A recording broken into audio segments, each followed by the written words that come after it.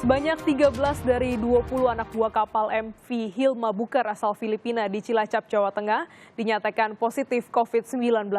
Mereka yang positif mengalami gejala sedang dan ringan dan tengah menjalani isolasi di RSUD Cilacap. Kapal MV Hilma Buker berbendera Panama yang bersandar di Pelabuhan Tanjung Intan 3 ini mendapat pemeriksaan ketat dari pihak Syah Bandar dan otoritas pelabuhan. 7 ABK lainnya wajib menjalani isolasi mandiri di dalam kapal dan tak dibolehkan melakukan aktivitas apapun.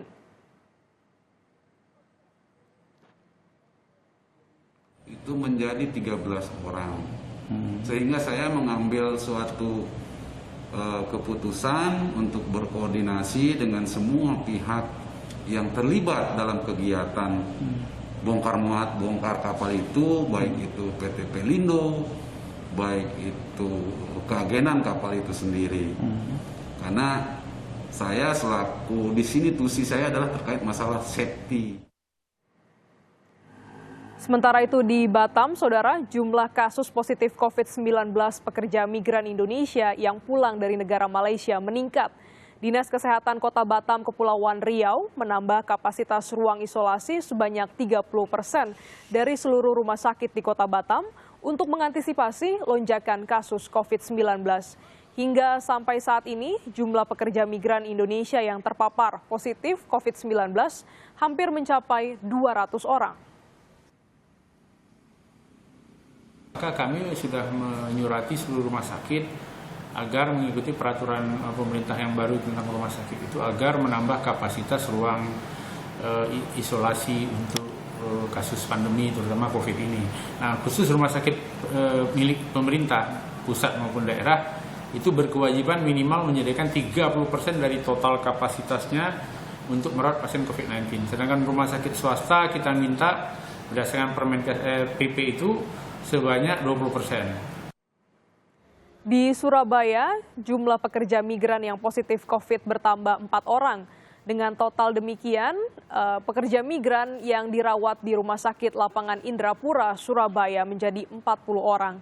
Para pekerja migran ini tiba di Surabaya pada 3 Mei lalu dari Malaysia, Singapura, Brunei, dan Hong Kong.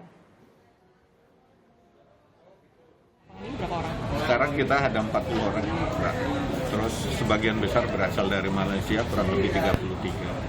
Lainnya dari Brunei, dari Singapura, dari Belanda, dari Hong Kong. Ya, COVID lokal kita sendirikan.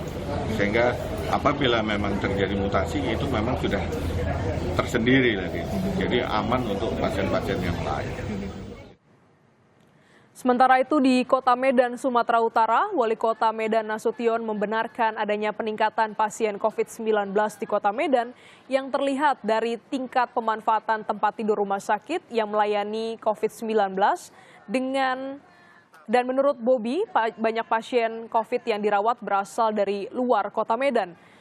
Per 5 Mei lalu ada 624 pasien COVID-19 dirawat di beberapa rumah sakit di Medan.